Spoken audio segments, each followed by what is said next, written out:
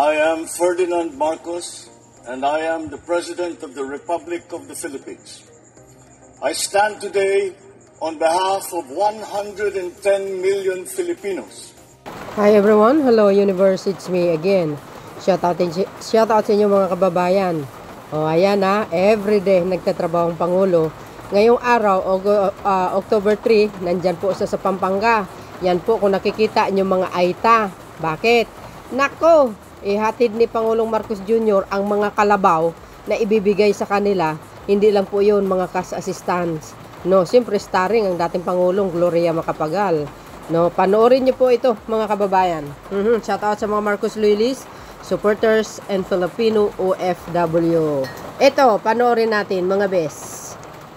Kanyang welcome remarks, inaanyayahan natin sa harapan si Pampanga 2nd District Representative Gloria Macapagal Arroyo.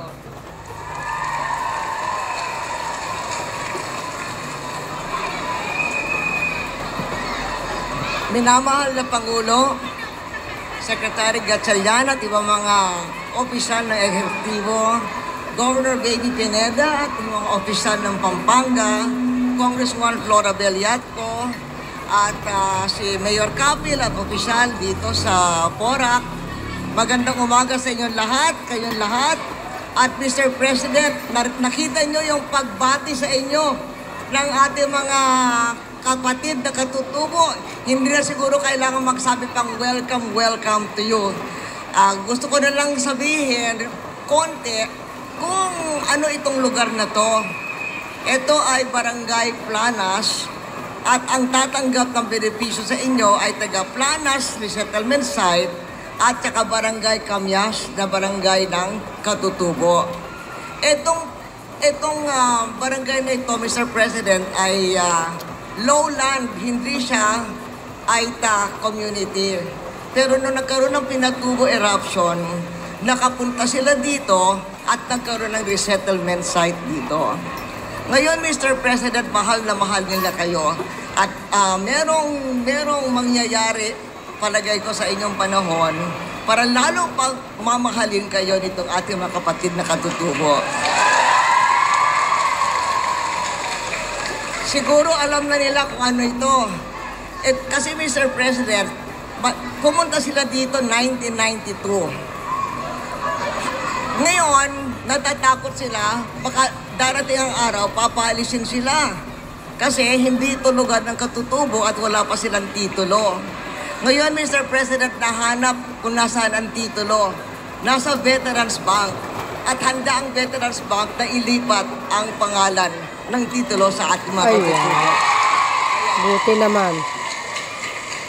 In advance, Mr. President, not only am I welcoming you in the name of everybody here, but also thanking you in advance for what they will be receiving from your benevolent administration. Wow. Maraming salamat po, Mr. President. Narinig nyo yun, guys? Maraming salamat po, Congresswoman Arroyo. Dami nila. Atin naman pong inaaniyahan si Pampanga Governor Lilian Nanay Pineda upang ipakilala ang ating panauhing pandangal.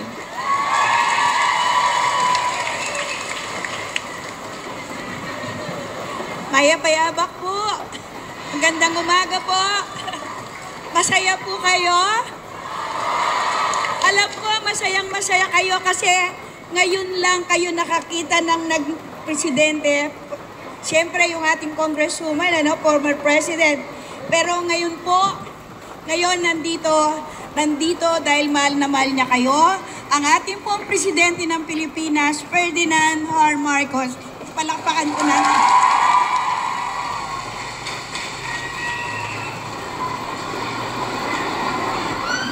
Maraming salamat sa ating gobernador. At maraming salamat sa ating dating Pangulo, former President GMA. At nandito po, kasama po natin ang kalihim, ang namumuno ng DSWD, yung po yung Department of Social Welfare and Development. Sila po ang departamento na ang kanilang trabaho ay tumulong sa mga nanganganib na mga kababayan natin. Pagka nakikita po niyo siya, ito si Secretary Rex Gatchalian, lagi niyo pong nakikita kapag yung kagaya na nangyari nung nakarang ilang araw na nagkabagyo na malaki o nagkali sa Cebu. Galing kami sa Cebu kahapon dahil may lindol naman. Kaya naman, ang DSWD ay patuloy na nag-iisip kung paano makatulong para sa ating mga kababayan, lalong-lalo na ang mga iba't ibang grupo, kagaya po ninyo, na nangangailangan ng kaunting tulong. At ito po kaya naman ang handa naman ng pamahalaan na magawa lahat upang mapaginhawa ang inyong buhay. Hindi po maliit na bagay yung kaka-announce lang ni Congresswoman GMA na yung titulo ng lupa ay mabibigay na para hindi na po kayo nag-aalala. Alam niyo po, nung pinag-aaralan namin, itong sitwasyon po ninyo ay talaga ang kailangan natin tulungan ang inyong hanap buhay sa pagsasaka. At siyempre, yan ang nagbibigay buhay. Kasi dahil napakahalaga nito, dahil pagka kayo'y nagsasaka, hindi po kayo nagpapakain lamang ng sarili ninyo at saka ng pamilya ninyo. Yung sinasaka ninyo, yung tinatanim ninyo, yung inaani ninyo, ay kasama po yan sa pagpakain ng lahat ng mga Pilipino. Kaya't napakahalaga ng inyong sektor ng agrikultura at kailangan na kailangan, lalo-lalo na dahil dito medyo bago-bago pa itong komunidad, ay bibigyan po natin lahat ng tulong upang makaahon, upang naman makapagkaroon ng mga simple lang na hanap buhay at makatulong pati sa progreso sa ating minamahal na Pilipinas. Kaya ngayon po, makakatanggap din ng tigsa 10,000 piso galing sa DSWD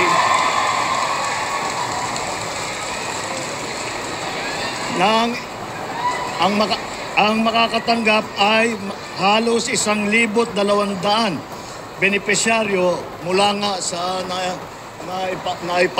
i-announce po ng ating butihing Congresswoman galing po sa Barangay Planas at sa Kamyas. Ito po mula sa DSWD. Ngunit hindi lang po ito po ay bahagi lamang ng aming mahabaang programa.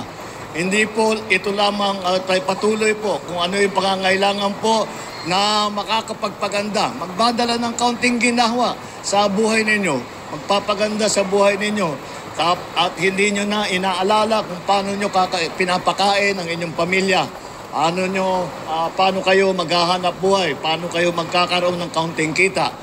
Pagka yan po ang aming pangarap na maiabot ninyo, yung ganong klaseng ginhawa sa inyong buhay.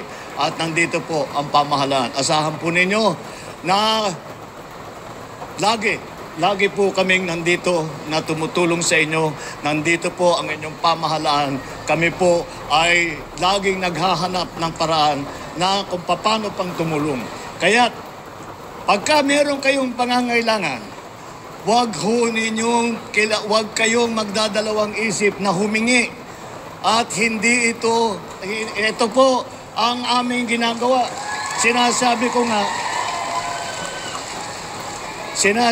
nga, pagka yung mga meron kaming nabibigyan ng kaunting benepisyo, ay nagte-thank you. Huwag na kayong mag-thank you. Dahil trabaho talaga namin ito. Kaya ipera ninyo ito. Kaya binabalik lang namin sa inyo ito.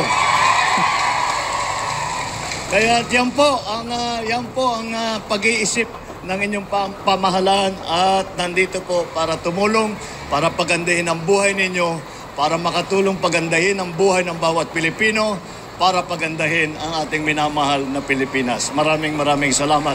Magandang umaga po sa inyo lahat. Maraming salamat po, mahal na Pangulo. Sa pagkakataong ito, inaanyayahan po natin ang ating mahal na Pangulo para sa isang group picture kasama ang ating mga beneficiaries. Mangyari lang. Oh, 'di ba? Narinig nyo 'yon? Hindi lang po kalabaw. Oh, may cash pa para sa mga AITA. Ang akala nyo nakakalimot ang Pangulo, doon po kayo nagkamali. Actually, nauna na si Secretary Rex Gatchalian Nagbigay din po ng kalabaw doon sa mga ibang lugar na mga AITA. Kaya nga, sabi natin, si Pangulong Marcos Jr. nakafocus po yan sa mahihirap, mga kababayan. Sa totoo lang, sa tagal-tagal ng panahon, ang mga AITA nabigyan din ng pansin ng mahal na Pangulong Marcos Jr. For the first time, nandyan yung dating Pangulong Gloria. Di ba? Papasalamat po sila. Dahil ngayon lang po nangyayari itong tulong sa mga sa mga AITAs. Ay, talaga mga oldest na Filipino yan, mga best. Yan ang mga talagang unang Pilipino, correct me if I'm wrong. Mga Igorots, ayan, nababasa po natin yan sa ating pag-aaral, mga AITAs, nandoon po sila sa libro, mga Igorots, ayan. Kaya tingnan mo naman kung gaano kamahal ng Pangulo ang ating mga kababayan na mga AITAs. Ayan di ba? Binigyan talaga ng pansin at tulong. Yan ang sinasabi. Ngayon, nakatatak na sa isip nila ang Pangulong Marcos Jr. na siya lang tanging bukod na Pangulo na nagbibigay. Pag yan ay nag-end ang kanyang termino, hanap-hanapin nyo yung Pangulo na yan. Na siya laging nagbibigay ng tulong kahit saan, kahit umulan. Nako mga bes, grabe ulan dyan kaya sa Pampanga. Bakit sumuong ang Pangulo sa ulan? Kasi wala siyang pake. Dahil yan talaga ang trabaho niya bilang Pangulo ng Pilipinas. Tapos sasabihin niyo, walang nagawa ang Pangulo? Talaga lang. Diba? Ganyan dapat ang Pangulo. Laging umiikot. Tingnan natin guys, itong titingnan niya yung mga kalabaw.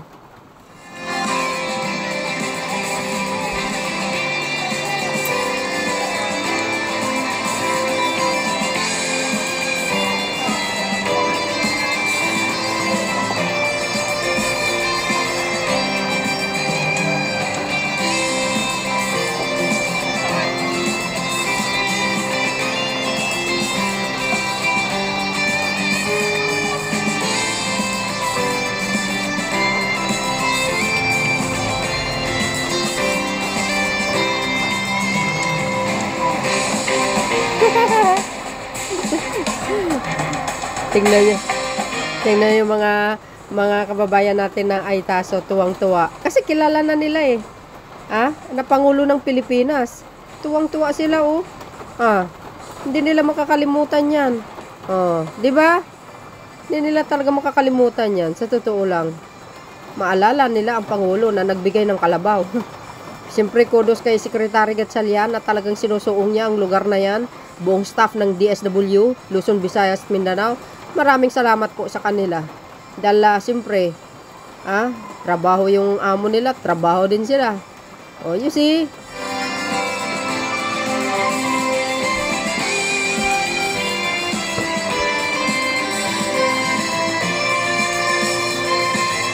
Ay, wow! Guys, tingnan nyo naman ang kalabaw ng anak. Ay, napakaswerte yung mama. Napunta sa kanya, nanganak yung kalabaw. Oh my goodness! Nanganak yung kalabaw. Diba? Alam niyo po dito si Gobernador Pineda. Sobrang ito, mga kababayan. Sobrang alaga niya ang Pangulo. Ibig ko sabihin, sobrang lapit niya talaga kay Pangulong Marcos Jr. Si Gobernador Pineda. Oo. Sobrang malapit ang loob niya sa Pangulo. Talagang alagang-alaga ang Pangulo pag nandyan sa Pampanga si Gobernador, pinaglulutuan niya pang ng pagkain yan si Pangulong Marcos Jr. Totoo yun. Tingnan niyo mga kalabaw tuwang-tuwa ng mga AITAs. Ako'y natutuwa naman. Hindi man ako makakatanggap niyan mga best, pero grabe yung overwhelmed. Sobrang natutuwa ako. Kaya minsan hindi ko mapigilan ng tuwa ko. Naluluha ako talaga. Bakit? Napakabait ng Pangulo Hindi po niya nakakalimutan ng mga AITA. Kasi mga Pilipino mga yan Baka hindi nyo alam guys, ang mga nagtitinda ng gulay dito sa amin na fresh, galing bundok. Galing sa mga AITA. Tapos ang mura pa. Ang ginagawa ko naman, pag bumibili ako, hindi ko na kinukuha ang mga sukli sa mga aitas. Naawa ako kasi. Oh, pakainin nyo yung mga kalabaw nyo. Magkano isang kalabaw ngayon? Ano, 30 o 50? 40 mil. Hindi ako sure, guys. Ang kalabaw talagang mahalaga yan. Ay, social. Sana all. Shout out sa inyo, mga best. Woo! Siyempre, yung mga Marcos Loyalist supporters, Pilipino and OFW, laging natutuwa yan. Kasi nakikita nila si Pangulong Marcos Jr. Yung sobrang bait. Kabaitan niya lagi. Oh. Tama yung sinabi niya. Parang no left behind sa mga mamayang Pilipino, kailangan mabigyan ng kaukulan ng tulong. Lalo na po ang mga mahihirap. Kaya, ano na yan guys, tulong na ang Pangulo. 3 years na lang ang kanyang termino. Kaya pinapakita niya kung gaano ka hands-on siya na magbigay ng tulong. Parang nagtataka na ako dito kay Pangulong Marcos Jr. guys. Talagang ibinahagi niya talaga yung mga kayamanan ng Pilipinas galing sa World Bank. Yan wow. Libre pa ang pagkain, kasasistan, binhi, mga bigas, lahat yan. Ang akala nyo ang Pangulo nagbibigay lang ng pera at kalabaw hindi. May kasamang libreng binhi yan. Kasi siyempre mga magsasaka mga yan. Yung nakita nyo yung nasa likuran niya kanina? Yun. Maraming pasalubong ang Pangulo, kaya abangan nyo pag nagpunta sa mga lugar ninyo. Laging may pasalubong yan Hindi po nagpupunta yan. Na walang naibibigay ng tulong. Always yan. Hindi naman narinig yung usapan. Puro music ito guys. Ang galing no? Kaya abangan nyo ang Pangulo sa mga lugar nyo, mga kababayan. Sa mga mahihirap nating mga kapwa Pilipino na tulad ko din. Ayan o, tuwang-tuwa sila. Hay! Wow na wow! Ngayon lang nangyari yan guys kay Pangulong Marcos Jr. Kalabaw pa more. Ay, nako. Ano na yan nila? Ang kalabaw is treasure na nila yan mga bes.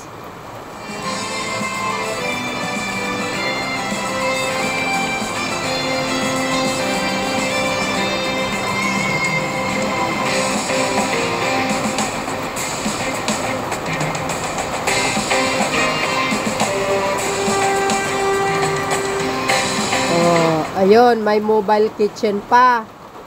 Hot meal, libreng pagkain, lahat. Ang Pangulo laging may dalang medical mission yan di ba mga bes? Nakakaawa. Hindi ba alam nyo si Pangulong Marcos Jr.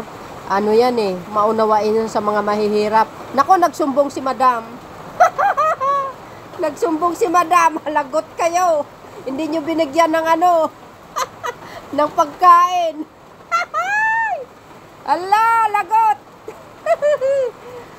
Nagsumbong sila mga bes. Bakit daw?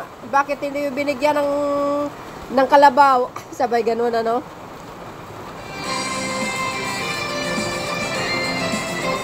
Ala kayo mga kababayan nagsusumbong sila. Yan nga ang gusto ko. Pagkakataon niya, pag nandyan ang Pangulo, isumbong nyo na yung gusto nyo. Nako, Secretary Rex. Paano yan? Hindi, joke lang guys. Ayan, nako po. Inassess ka agad. Ang galing Ay, swerte nung girl. Nagsumbong siya guys In fairness naman sa kanya. Siguro baka hindi siya nabigyan ng tulong or whatsoever. Kaya ayun, tuloy kaagad. Tinugunan kaagad. Ura mismo. Sabi sa inyo pag samantalahin nyo, nandyan ang Pangulo. Isumbong nyo. Pag na-corner nyo. Mr. President, kasi wala akong kalabaw, hindi ako binigyan. parang gano'n na nung dating di ba? Yan Yala kayo. Hindi nyo binigyan ng kalabaw si Madam, kaya nagsumbong. Hindi, joke lang. Hindi, ang ibig sabihin, pag samantalahin nyo, pag na-corner nyo ang Pangulo, sabihin nyo, Mr. President, hindi man lang ako binigyan ng kalabaw. Di ba ganon? Kaagad-agad yan. Ora mismo yan. Hoy, nako, galing. Shoutout sa inyo mga bes. Welcome po. Ayan. Welcome po. Ayan ang mga Aita. Oh, you see? Mga katutubo natin mga Aita. Mga Pilipino din mga yan. Kaya talagang nabibigyan ng pansin. Nako, binisita ang school. Ito na naman. Ano ba ang kulang dyan sa school na yan? Nako, lagot kayo. Oh, diba mga bes? Ay, may Jollibee pa. May orange. Uy, alam nyo ako, natutuwa talaga ako. O, kaya maingay ako eh. Siyempre, nakikita ko yung Pangulo ko eh, masipag. Kaya masipag din tayo mag-upload ng mga magagandang gawa niya, no? O, anong kulang sa school? Sumbong kayo kagad para matugunan. Wala si Sek Anggara eh. O, diba? Oh, wow. Hindi naman narinig yung boses, guys.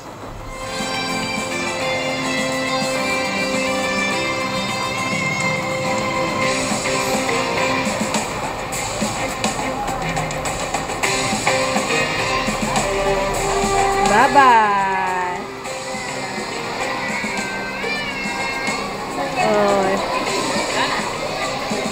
Oh, mayroon silang pasalubong na Jollibee. O, diba mga bes? Oh, yan ang aming PBBM. Huwag nyo nang batikusin ang Pangulo. Or sirain. Nakita nyo naman ang kanyang kawang gawa. Oh, masipag ang Pangulo, kaya wala kayong karapatan na batikusin siya. Magtrabaho na lang po kayo ng sarili nyo. Huwag nyo nang pakialaman ng Pangulo sa kanyang trabaho. Oh, ayan oh, Jollibee.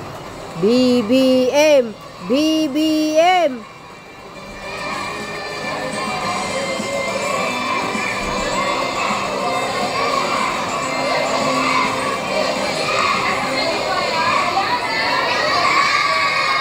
Oh.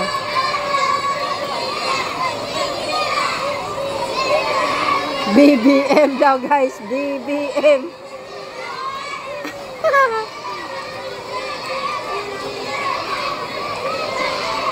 BBM, BBM kasi mayroon silang Jollibee.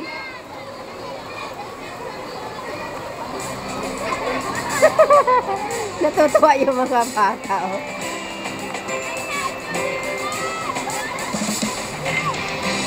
Oh. Nakakatuwa naman yan. Yeah. Oh, di ba?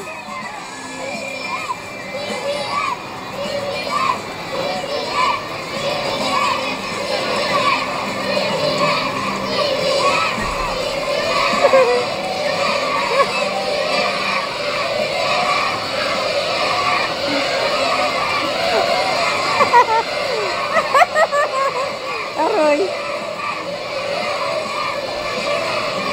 We love you, PBBM. Kasi mayroon silang Jollibee. PBM, PBBM. Ay nako. Oh, yang mga bata na yan, maalala nila ang Pangulo sa kanya sa pagdating ng panahon. Agay. Shout out sa mga taga Pampanga, sa mga Aitas natin na mga kapatid. Ayan. So yun, mga kababayan, paalis na po ang Pangulo. Abangan natin sa next video. Panoorin nyo uli. Thank you guys for watching. Mag-ingat po kayo. Prayer lang lagi. Protection and safety para sa Pangulong Marcos Jr. Okay? Thank you guys. See you again when may next upload. Bye bye bye and babos. God bless Philippines.